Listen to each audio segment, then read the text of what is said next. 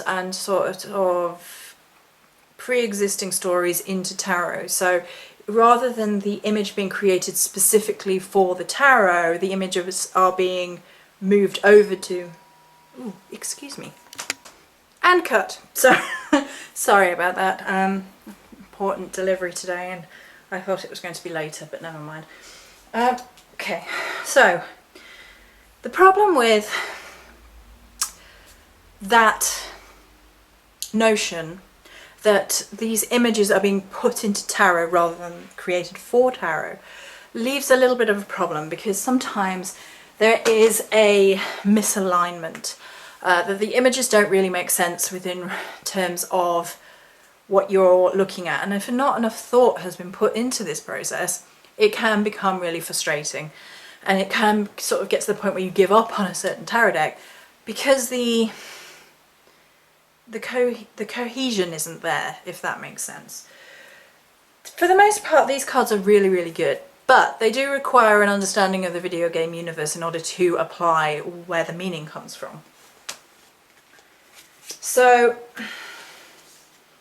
I'm going to show you a number of cards that I really like, and we'll talk a little bit about some of them. We're not going to talk all about all of them because otherwise we'll be here all day. Look at the art style. This is an amazing art style. If I felt a little bit more confident, I'd probably trim the white off. But this is the tower, and it's so dark and gruesome. Now, Dragon Age Origins is a game that has dark and gruesome elements, very, very, very in-depth elements. There is, you know, it deals with murder and blood sacrifice and the evil sides of people and human action, and the abilities of humans to do terrible, terrible things. And then on the flip side, it has some amazing stories of redemption and love and characteristics of human beings where they elevate themselves. So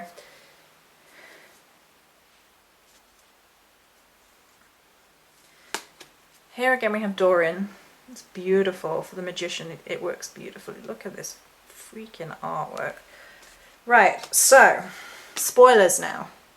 So this is Blackwall on the Justice card, and on the surface of it you could probably get behind the idea of Justice with kind of like this knight figure if you didn't know the storyline. But I'm going to tell you a little bit about the storyline. I'm going to give away a major plot point, so if you really don't want to know, then I don't know, skip 10 minutes or something. Right, but it's not going to be 10 minutes, but you know. Right, so Blackwall is a Grey Warden that you find early in the game, and it turns out he's not a Grey Warden. He was going to be a Grey Warden, but he didn't have his ritual take place. And if you don't know what a Grey Warden is, they fight the Darkspawn, they fight the Blight, and eventually by taking a poison into their veins, which will eventually kill them. The poison is the blood of the Darkspawn, and then, which is pretty much half the plot of the first game. Inquisition is the third. It turns out he is not who he says he is. He's been lying the whole time. He disappears into your playthrough, and there's a kind of element of betrayal to it. He then goes and seeks out his comeuppance. He goes, turns himself in. He goes and hands himself in for justice, and you, as part of the Inquisition, get to intervene with that and judge him as you see fit. There is a justice system within the game whereby the Inquisitor, you, gets to judge people for their crimes after a certain point. Another card which is really difficult to understand on the surface of it is the Lovers, which is Bianca the crossbow. And, oh my god, my sister's going to kill me. Varric. His name completely went out my head. Varric. I was so disappointed you couldn't romance Varric when I started playing. I was like, oh, but it makes sense.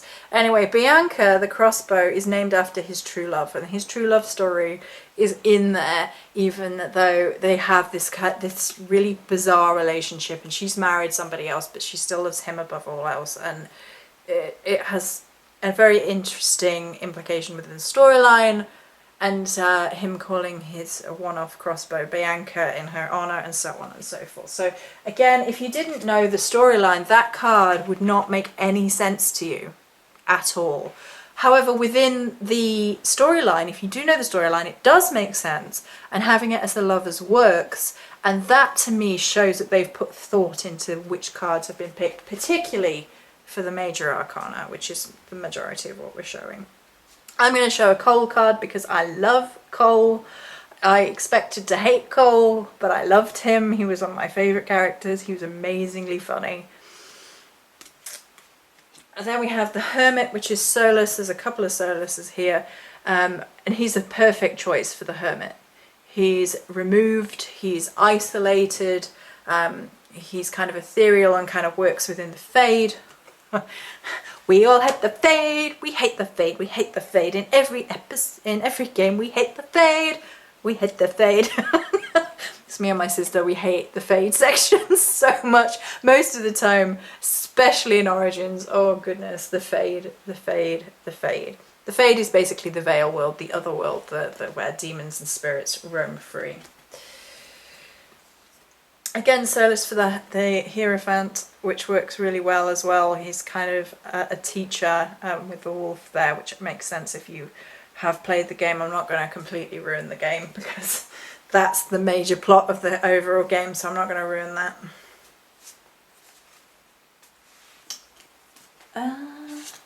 And then I've picked a couple from the minor. We have the Queen of Swords, which is a Liliana with the raven there. Liliana is a spy master, a lady of secrets. She's an assassin, and she's the only character that's been in all of them, I believe.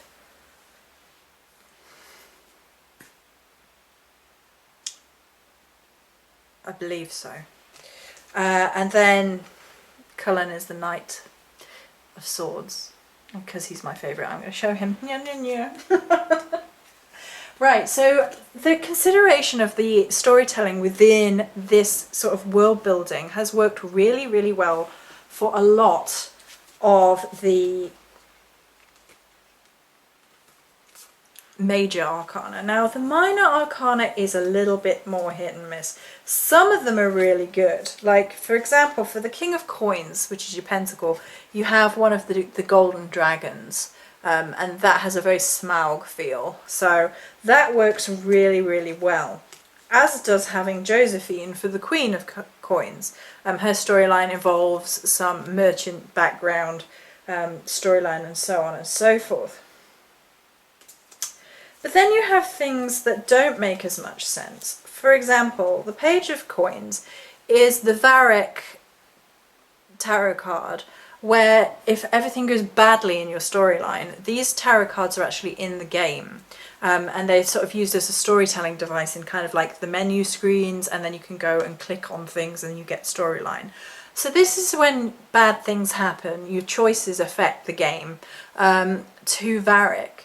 So having the Page of Coins as kind of Varric in his bad place, with everything having gone wrong, doesn't necessarily make the huge amounts of sense to me in terms of the Page of Coins. I can rationalise because I know the game so well, so I can kind of be like bad choices and things turning on a flip of a coin, the problems within his storyline which are related to money, and the problems that have kind of arisen out of that, and the sorrows that occur in his life, and kind of like the downside of those who might be considered greedy, kind of like that dwarf, because he's a dwarf, and so the dwarf, and he's like an outsider dwarf, and kind of like the backbiting and infighting and things like that. So I can make sense of it, although some of them I don't recognise so easily. I am not entirely sure who the Knight of Staves is. My sister would probably know. But that's the sort of another side of this, that you have to go double check characters that you don't necessarily recognise, particularly in the minor arcana. I find this kind of thing fascinating though, because it's an evolution of witchcraft by pulling from traditional archetypes of tarot in this circumstance. that then feed into modern storytelling.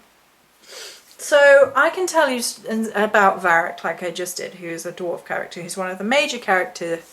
Varric might have been in the expansion of Origins, I'm not sure.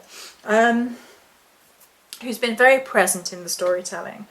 And I can pick out bits and pieces that kind of make sense to me in terms of the imagery that's presented there for divinational archetypes that I'm used to, that I know the kind of meanings of the tarot cards, I know how I feel about particular tarot cards, and if I pull out a tarot card at random, I should be able to apply what I know about Dragon Age to that.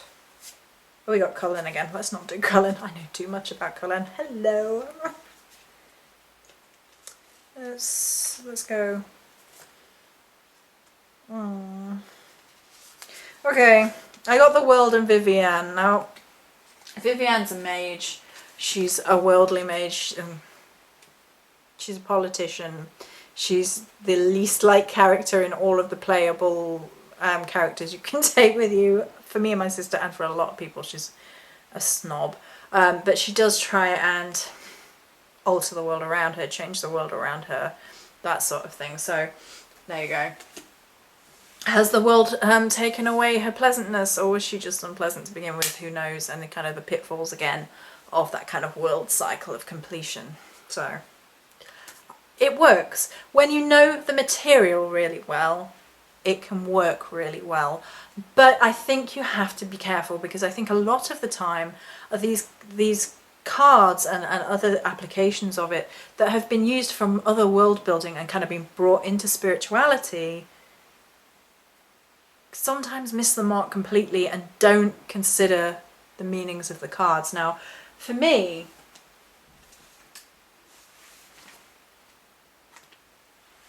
the BioWare team put a lot of thought into everything they do, and as a result, these make sense in terms of the images and the card meanings that I am aware of. You obviously don't get a book telling you the meanings, and so this isn't like not a beginner activity. I wouldn't necessarily suggest, unless you're really into a video game. You've heard good things about the cards that perhaps came about as a result, and then you want to explore the different meanings of tarot and then take the stories that you already know and kind of apply them in a sort of tarot perspective. That might be interesting. And on the flip side, if you can't get hold of the tarot cards for Dragon Age, you can get hold of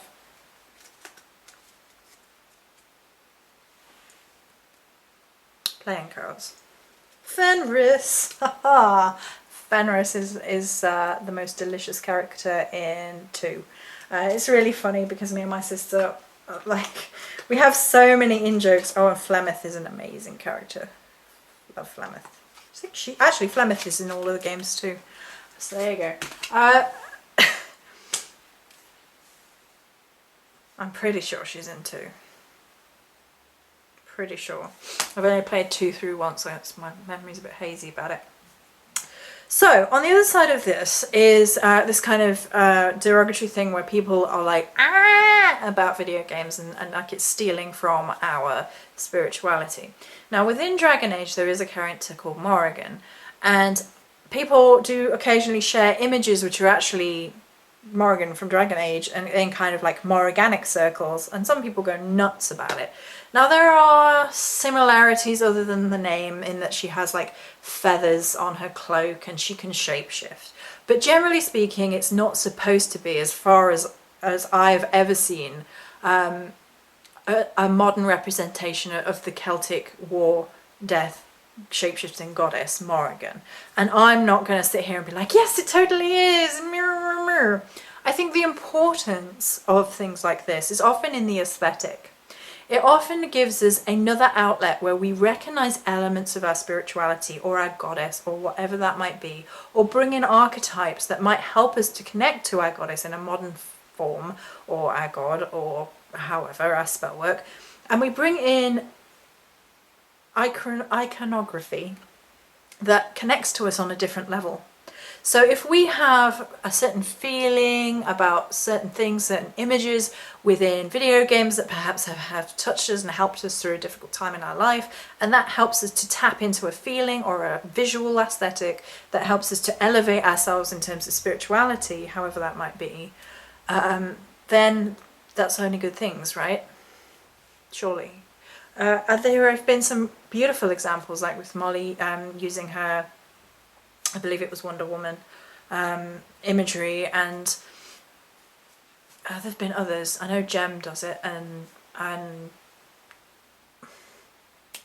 yeah, I'm sure. And it's pretty much, for the most part, a bit like using tarot images in spell work. It's not necessarily to do with that spell work, but that image helps you to tap into a feeling, a vibration, a way of thinking. And if we can use images that come from different types of storytelling, including such as these with video games, then what's wrong with using an aesthetic to help us better ourselves? What's wrong with looking for meaning in stories, no matter where those stories come from? I'm a big believer in the power of storytelling. I think storytelling is the human soul speaking out loud throughout the ages. I think it is lessons and parables and feelings and emotions that traverse culture and time and make us more human, which is at the core of spirituality is. So I don't see the need to shun different stories just because they come from a modern media.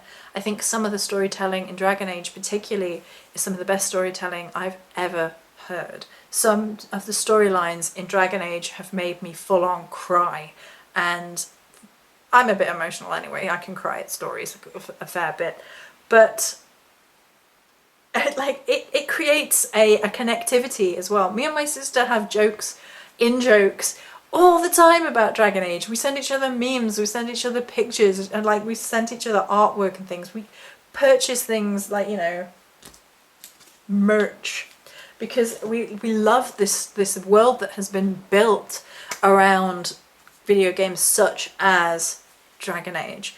And that's not something that needs to be completely separate parts of us. I mean, we are all multifaceted and we're allowed to have different things that we enjoy or don't enjoy or incorporate. But we're still who we are throughout all of those things. So I enjoy that incorporation, that discovery, that analysis. You don't have to walk bread and butter storyline. This is how it was in the video game, so I'm adapting it to my life. That's not what we're saying. And we're not saying, oh, that character who is named Morrigan is therefore Morrigan the Goddess. That's not what we're saying either. But if you find a connection, if you find something that speaks to you, if you find something you can follow on a soul level, I don't see why not. So that's going to be it for this particular video. Many blessings.